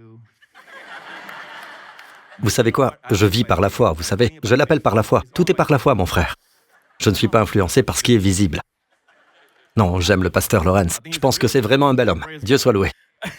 Regardez David. Regardez la belle fille à côté de lui. D'accord, assez parlé de lui. Jeune, blond et avec une belle apparence. Je veux dire à tous les jeunes ici, les jeunes gens qui écoutent, j'ai étudié toute la Bible et je vais vous dire quelque chose. La Bible en est remplie. Maintenant, si Dieu voulait nous décourager, si Dieu ne voulait pas que nous croyions pour cela, pourquoi, quand il s'agit de David, quand il s'agit de Joseph, d'Absalom ou du peuple de Dieu, vous trouvez toujours Dieu en train de dire qu'ils sont beaux? Quand il s'agit de leurs femmes, Rebecca, Rachel et les autres, il est toujours dit qu'elles sont belles. S'ils ne sont pas beaux, ils deviennent beaux. Amen. Ce que Dieu dit, c'est ceci, et je l'ai vu dans notre église. J'ai vu des gens qui, quand ils sont arrivés, n'étaient pas beaux, mais avec le temps, ils deviennent vraiment beaux. Amen. Donc, l'une des possessions que vous devez posséder cette année, d'accord, c'est cela. Amen. Le peuple de Dieu a une belle apparence. Amen. Pas comme un Philistin. Dieu soit loué. Vous pouvez entrer en ressemblant à un Philistin, mais vous repartirez en ressemblant à David. Dieu soit loué. Et David n'était qu'un jeune homme, jeune, blond, et avec une belle apparence. Alors le Philistin dit à David, « Suis-je un chien pour que tu viennes à moi avec des bâtons ?» Et le Philistin maudit David par ses dieux.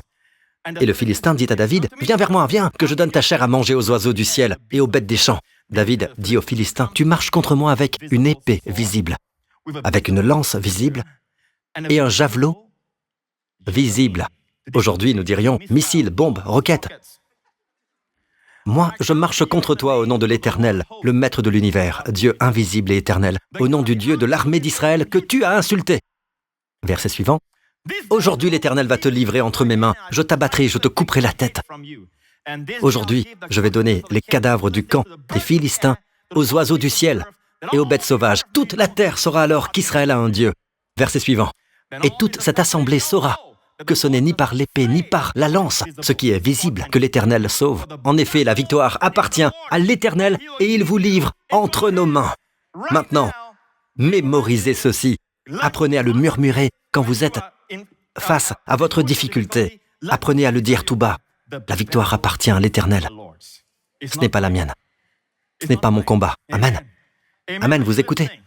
Mais Pasteur Prince, ma fille adolescente n'a pas de bonne fréquentation. Vous avez l'impression que c'est votre combat. Ce n'est pas votre combat. N'y touchez pas. La victoire appartient à l'Éternel. C'est comme la dîme. La dîme appartient à l'Éternel. N'y touchez pas. Elle lui appartient. De la même manière, le combat n'est pas à vous. Vous n'avez pas à y toucher. Amen.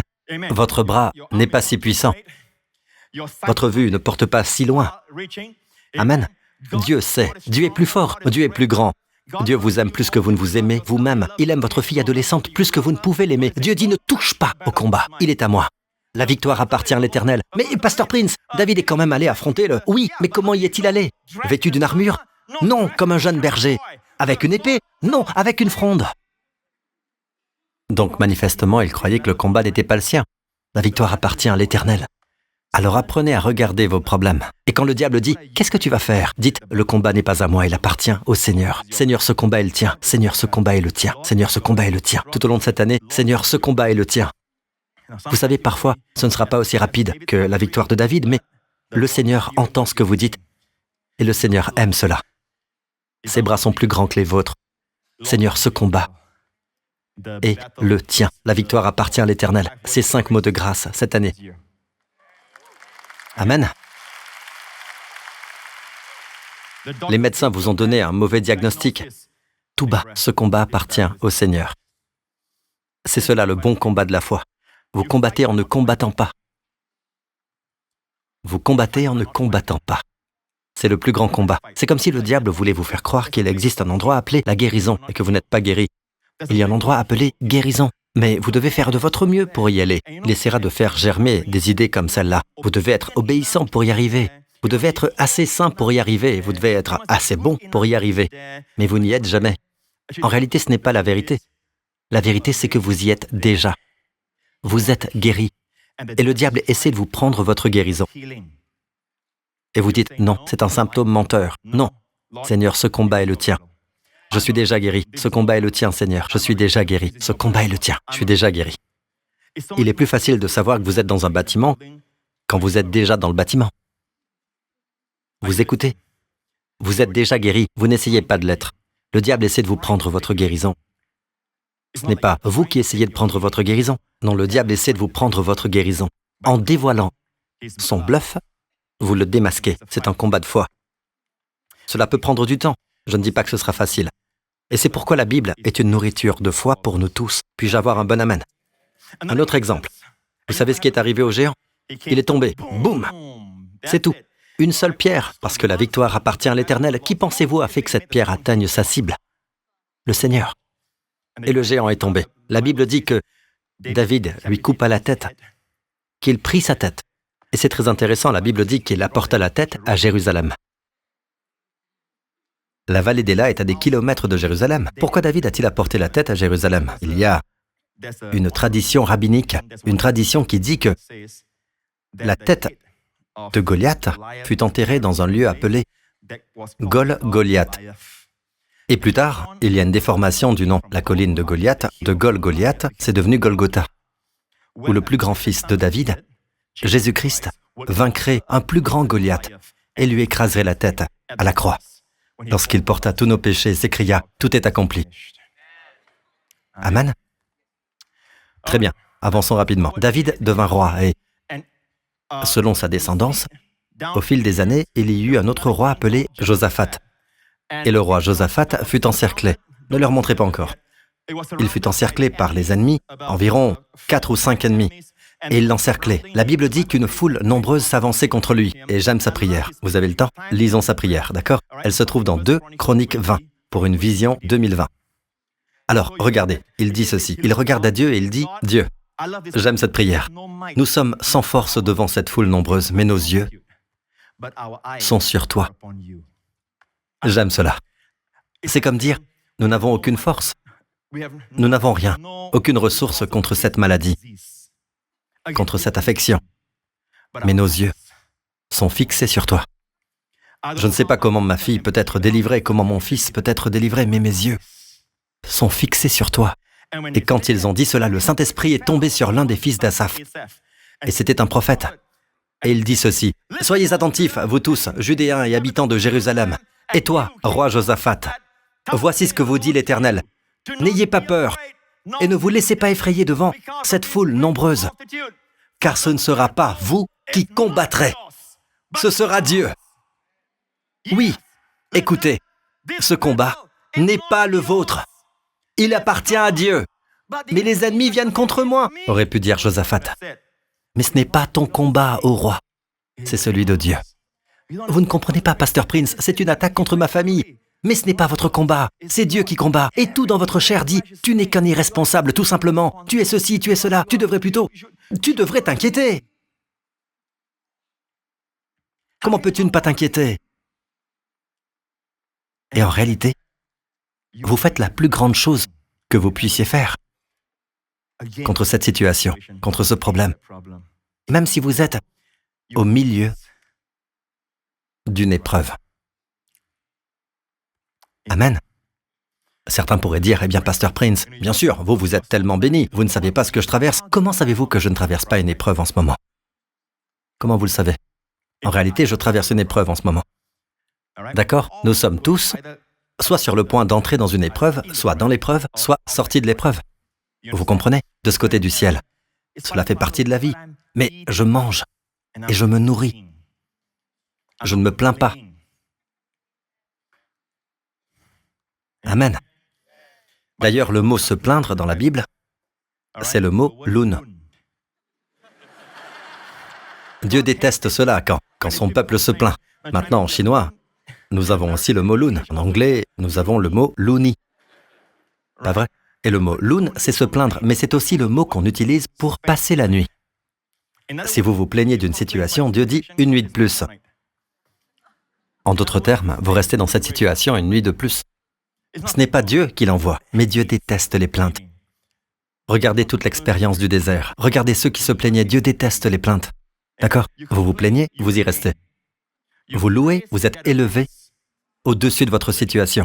D'accord? Ne vous plaignez pas ou vous y resterez. Louez et soyez élevés. Alléluia!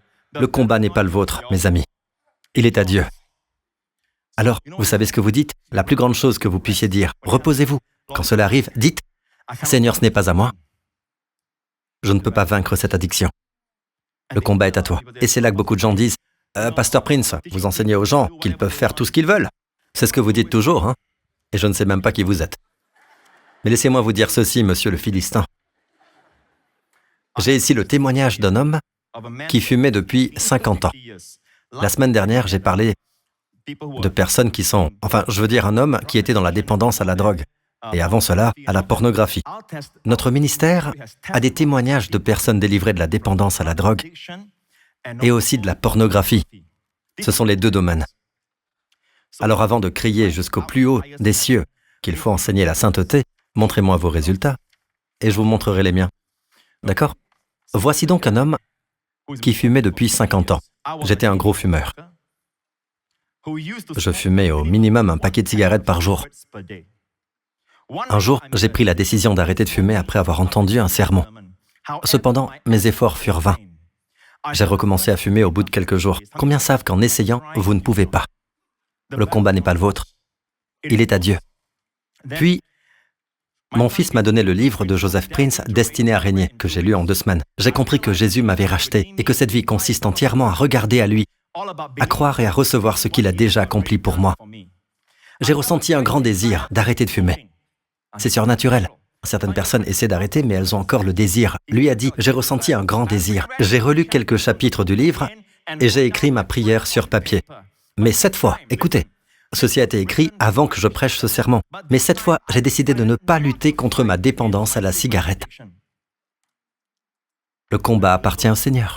D'accord, il a reçu une révélation en lisant le livre, ne pas lutter contre ma dépendance à la cigarette parce que je savais que je ne pouvais pas réussir à arrêter de fumer par mes propres efforts. J'ai simplement choisi de me reposer en Jésus, de recevoir sa grâce et de croire qu'il m'avait libéré de ma dépendance à la croix. Ce n'était pas mon combat, mais le sien. Et il avait déjà gagné pour moi. D'accord? Quel est le résultat? Quel est le résultat? Et ceux d'entre vous qui crient jusqu'au plus haut des cieux que la grâce est dangereuse et qui parlent de sainteté, n'est-ce pas? Voici le résultat. J'avais simplement besoin de prendre continuellement conscience que je suis pardonné et justifié par la grâce de Jésus et non par mon obéissance ou mes actions. Après avoir lutté pour arrêter de fumer pendant 50 ans, miraculeusement, simplement en me reposant dans l'œuvre achevée de Jésus, j'ai abandonné cette habitude avec succès et sans effort. Je suis libéré de la cigarette. Jésus l'a fait pour moi. Alléluia. Amen. Donc, en ne combattant pas, il combat en réalité. Très bien, encore 2 versets et je vais conclure. Regardons l'histoire du peuple de Dieu, ici, avec Josaphat. Et il dit, le combat n'est pas le vôtre, mais celui de Dieu. Vous savez ce qu'il a fait? Vous savez qui il a envoyé devant lui? Qui a-t-il envoyé devant lui pour aller à la rencontre de cette foule nombreuse? Des gens qui louaient, des adorateurs. Et ils louaient l'Éternel pour la beauté de sa sainteté en disant, « Louez l'Éternel, oui, sa bonté dure éternellement. » Et quand ils arrivèrent sur le champ de bataille, ils découvrirent que tous les ennemis s'étaient entretués. Il y avait eu un combat interne, et ils s'étaient mis à se battre, et ils s'étaient tous entretués. Et pendant 3 jours, Israël ramassa le butin de guerre. Et la Bible dit qu'ils ramassèrent des bijoux. L'un d'eux dit, « Oh, une Rolex cadran solaire pour ma femme. » Pendant 3 jours, ils appelèrent cet endroit la vallée de Beraka, nom qui lui est resté jusqu'à aujourd'hui. Elle est toujours en Israël. Je l'ai vue. C'est une très belle vallée, une vallée fertile. Beraka signifie bénédiction, la vallée de la bénédiction. Avez-vous l'impression qu'un gros problème arrive dans votre direction? Ou êtes-vous au milieu d'une difficulté, où les médecins vous ont dit quelque chose? Quelque chose est arrivé et vous voyez votre enfant se rebeller. Laissez-moi vous dire ceci. Plus la foule est grande, plus la vallée est grande. Et c'est ce qu'on appelle la vallée de la bénédiction. Elle vous attend. Amen. Et tout ce que vous avez à faire, c'est louer le Seigneur. Tenez-vous là sans bouger. Voici ce que Dieu dit. Descendons. Dieu dit, vous n'aurez pas à mener ce combat. Vous n'aurez pas à combattre dans cette bataille. Prenez position, premièrement. Prenez position, tenez-vous là, et vous verrez la délivrance que l'Éternel vous accordera. Si je pouvais vous montrer l'hébreu, le nom de Jésus, Yeshua en hébreu, c'est ce que vous trouvez ici. Présentez-vous, tenez-vous là, et voyez Jésus. Voyez Jésus. Pour ceux d'entre vous qui connaissent Aleph Taf apparaît ici. Aleph Taf, Jésus, Yahvé. Juda et Jérusalem, n'ayez pas peur. Pasteur Prince, ils doivent quand même sortir et combattre. Et ne vous laissez pas effrayer. Demain, sortez à leur rencontre et l'Éternel sera avec vous. Oui, mais ils envoient des chanteurs pour montrer combien ils croient que le combat n'est pas le leur. Louons le Seigneur. Grace Revolution, yo. I will follow after you as long as my soul lives. Et tout ce que l'ennemi entend, c'est ça. Oh mon gars, c'est toi qui pousses les gens au crime. Il commence à tuer. Allez, achève-moi. Non, tue-moi. D'accord, je vais te tuer. Vous pensez que je plaisante? On a le verset, la Bible dit qu'ils cédèrent à s'entretuer. Elle dit littéralement qu'ils cédèrent mutuellement à se détruire. Bon, tu me tues d'abord et après je te tue. D'accord? Mais la Bible dit que lorsque Israël arriva, c'était une œuvre achevée. Amen. Maintenant, nous allons à l'époque de Moïse, devant la mer Rouge. Les armées de Pharaon arrivaient derrière. « Tu nous as fait sortir d'Égypte pour mourir, Moïse. Est-ce donc de cela qu'il s'agit ?» Et la Bible dit, Moïse répondit au peuple, « N'ayez pas peur, restez en place et regardez la délivrance que l'Éternel va vous accorder aujourd'hui. Même chose, regardez Jésus. Restez en place, regardez l'invisible, celui qui vous aime, celui qui prend soin de vous, celui qui a donné sa vie pour vous. Regardez-le, d'accord? Les Égyptiens, la maladie que vous voyez sur la radio, cette affection chez votre enfant, ce manque, cette dette, cette énorme dette que vous êtes censé payer, que vous voyez aujourd'hui, vous ne les verrez plus jamais. Plus jamais. Pourquoi? L'Éternel combattra pour vous. Et vous, gardez le silence. L'Éternel combattra pour vous. Le mot combattre ici, c'est lachem. L'Éternel combattra pour vous. Vous garderez le silence. Allez, regardez ça. Gardez le silence. Je veux faire quelque chose. Gardez le silence. Gardez-le bien. Je veux dire quelque chose. Gardez le silence. L'Éternel combattra pour vous. Peut-être que Dieu a besoin de mon aide. Gardez le silence. L'Éternel combattra pour vous. Je ne vois aucune différence. C'est en train d'empirer. Gardez le silence. Gardez le silence. L'Éternel combattra pour vous. Je dois aider Dieu. Alors Dieu garde le silence. Souvenez-vous de ceci. Dieu doit recevoir toute la gloire. Il ne partage pas la gloire. Je dis toujours ceci, et je le dis avec révérence. Si Dieu veut recevoir toute la gloire, laissez Dieu faire tout le boulot. Dites simplement au Seigneur, « Seigneur, c'est entre toi et ma radio. Ce qu'elle dit, c'est pour toi. Le combat n'est pas le mien, le combat est le tien, Seigneur. Le combat est le tien. C'est ton combat. Amen. Ma dette, mon énorme dette, ce n'est pas mon problème. C'est ton problème, Seigneur. Le combat est le tien. Le combat est le tien, Seigneur. Et le diable revient toujours au cours de la journée. C'est un combat de foi. C'est un beau combat de foi. Que vas-tu faire à ce sujet? Non, c'est au Seigneur. Ce n'est pas à moi. Le combat n'est pas à moi. Vous vous êtes trompé de personne, n'est-ce pas? Regardez à celui qui voit tout. Louez le Seigneur. Je vais conclure. Jésus est ressuscité d'entre les morts. Et 2 semaines après sa résurrection d'entre les morts, les disciples étaient découragés. Vous savez, certains d'entre eux se sentaient coupables. Ils sont tous allés pécher. Et toute la nuit, ils ont travaillé et n'ont rien pris. Peut-être que vous essayez encore et encore avec votre adolescent, sans résultat. Vous avez essayé encore et encore avec votre mari, sans résultat. Peu importe de quoi il s'agit. Écoutez, quelle que soit la difficulté, ils ont essayé toute la nuit, un temps d'obscurité, et ils n'ont rien pris. Le matin, Jésus passa par là. Ils virent Jésus. Ils ne l'ont pas reconnu au début. Et Jésus dit, « N'avez-vous rien à manger ?» Beaucoup d'entre vous y sont déjà allés. La primauté de Saint-Pierre, cette région en Israël. Et ils dirent, « Non, jetez le filet du côté droit. » Et ils le firent. Et cette fois, ils prirent tellement de poissons, de gros poissons, qu'ils ne pouvaient pas remonter le filet jusqu'à terre. Et finalement, ils réussirent à le tirer. Et la Bible dit qu'ils virent là un feu de braise avec du poisson dessus et du pain. Quelqu'un avait préparé le petit déjeuner. Regardez ceci. Jean 21. Lorsqu'ils eurent mangé. Voici une révélation. Ils avaient mangé. Lorsqu'ils eurent mangé. Lorsqu'ils eurent mangé. Laissez-moi vous dire ceci. Cela vient de l'évangile de Jean. Des 4 évangiles, chacun présente Jésus d'une manière différente. La plus haute présentation de Jésus, c'est Jésus comme Dieu. Dans Matthieu et Luc, il est question de tel homme qui engendre tel autre. D'accord? Mais dans Jean, il n'y a pas de généalogie parce que Dieu n'est pas engendré. Au commencement, la parole existait déjà, et la parole est devenue un homme et elle a habité parmi nous. C'est le plus élevé, c'est l'aigle des 4 évangiles. C'est l'évangile le plus élevé. Et pourtant, le tout dernier chapitre, c'est ce chapitre. Et comment se termine-t-il? Il se termine avec Jésus ressuscité qui prépare le petit-déj.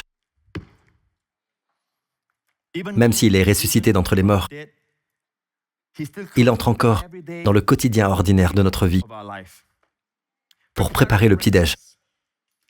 Ils préparent le petit déjeuner. Ils ont travaillé dur toute la nuit. Ils sont fatigués. Ils ont froid. Et il y a un petit déjeuner chaud préparé. Je vais vous dire quelque chose maintenant. Jésus dit à Simon-Pierre, « Simon, fils de Jonas, m'aimes-tu plus que ceci ?»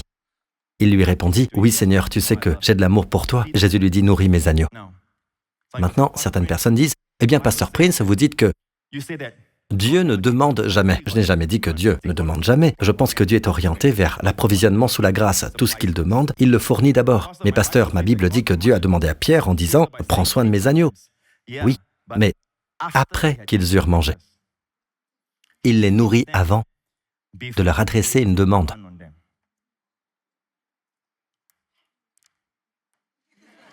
Voilà mon Jésus. Voilà mon Jésus. Il les nourrit. Et quelle est la demande? Ce n'est pas une demande, il a dit « m'aimes-tu » ?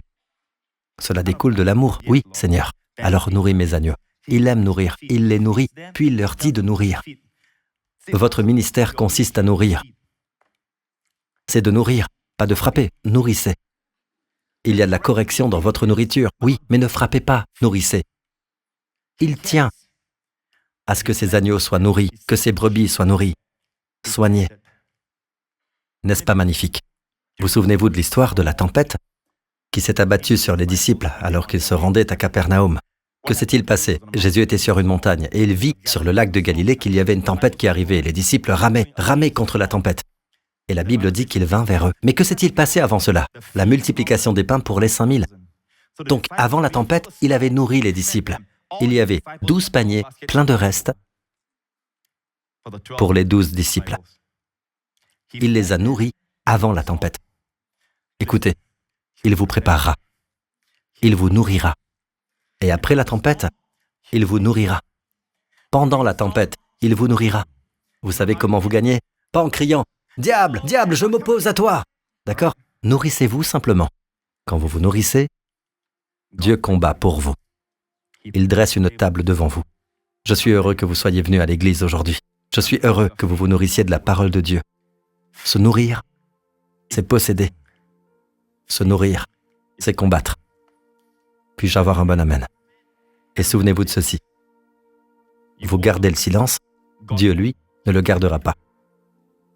Il combattra pour vous. Si vous combattez, Dieu garde le silence. Et tout en vous criera « Il faut faire quelque chose !» Ne faites rien. Et finalement, tous ces géants dont ils avaient peur, et les murailles de Jéricho, même les grandes murailles élevées, sont toutes tombées après 6 jours de silence. Josué fit tourner le peuple autour des murailles en silence. Pas un mot. Gardez le silence, dit Josué. Pourquoi? L'Éternel combat pour vous. Le 7e jour, seulement le 7e jour, il dit « Poussez des cris !» Et tous ces géants dont ils avaient peur, 38 ans auparavant, ces grands Anakim, ces géants, ces murailles élevées, tout est tombé à plat. Avec un cri, l'Éternel combattra pour vous. Peu importe que ce soit le cancer, quoi que ce soit, l'Éternel combattra pour vous. Votre place, c'est de combattre le désir de combattre. Et d'œuvrer à entrer dans le repos. D'accord? Empressons-nous donc d'entrer dans ce repos. De peur que vous ne tombiez dans l'incrédulité, travaillez à être davantage dans le repos. Travaillez à être davantage dans le repos. Et vous ne pouvez pas faire ça en vous nourrissant des journaux, des médias, de la nourriture du monde, des melons, des poireaux, de l'ail, des oignons. Non, nourrissez-vous d'olives, de vignes, de la nourriture de Dieu. Et quand vous vous nourrissez, vous possédez. Inclinez la tête et fermez les yeux, vous tous ici présents, et aussi, partout où l'on regarde ceci. Si vous dites, Pasteur Prince, comment puis-je être sauvé? Crois au Seigneur Jésus, et tu seras sauvé, toi et ta famille. Si c'est votre cas, faites cette prière avec moi maintenant. Dites de tout votre cœur, Père Céleste. Père Céleste, merci de m'aimer. Merci pour le don de ton Fils, que tu as donné librement pour moi et pour ma famille. Christ est mort pour mes péchés. Il a été enseveli et il est ressuscité d'entre les morts. Tous mes péchés ont été entièrement ôtés. Jésus-Christ est mon Seigneur et Sauveur. Merci Père, qu'à partir de maintenant, je ne sois plus seul. Tu veilles sur moi. Le Seigneur Jésus est mon berger. Il me nourrit. Il me conduit. Il me guide à partir de ce jour. Oui. Non pas peut-être. Oui. Le bonheur et la grâce me poursuivront tous les jours de ma vie. Merci Père, au nom de Jésus. Et le peuple de Dieu dit « Amen ». Mettez-vous debout. Louez le Seigneur. Ne considérez pas votre protection comme acquise. L'une des choses que vous devez posséder, c'est la protection. D'accord? Vous n'êtes pas automatiquement protégé simplement parce que vous êtes à la New Creation Church, ni simplement parce que le pasteur Prince prêche sur la protection. Vous devez posséder. Posez le pied dessus. Posséder vos possessions qui vous ont été données. Puis-je avoir un bon amen? Louez le Seigneur, levez les mains, vous tous ici présents, et partout où vous nous regardez, et vous aussi à la Grace Revolution Church. Levez les mains devant le Seigneur. Dieu qui connaît le commencement depuis la fin et la fin depuis le commencement. Dieu qui connaît tous les mois de cette année et les semaines et les jours. Dieu qui connaît tous les plans que l'ennemi a préparés pour vous piéger, pour vous faire trébucher. Ce même Dieu vous garde et vous protège. Il vous garde de tout mal. Il vous protège, vous et vos proches, de tout danger, de tout dommage, des accidents, des tragédies, des puissances, des ténèbres, de la terreur et de la puissance du malin. Ce Dieu merveilleux qui a gardé les enfants d'Israël tout au long de la traversée du désert, qui les a fait entrer dans la terre promise, qui a vaincu leurs ennemis. Il vainc tous vos ennemis. Le combat est le sien. Aujourd'hui, Père, nous prenons l'engagement envers toi que, quels que soient les problèmes qui se présentent à nous, Seigneur, nous les verrons comme ton combat. Nous n'y toucherons pas. C'est ton combat, pas le nôtre. Merci, Père Céleste. Au nom de Jésus. Et le peuple de Dieu dit, Amen. Je vous aime. Merci d'être venu. À très bientôt.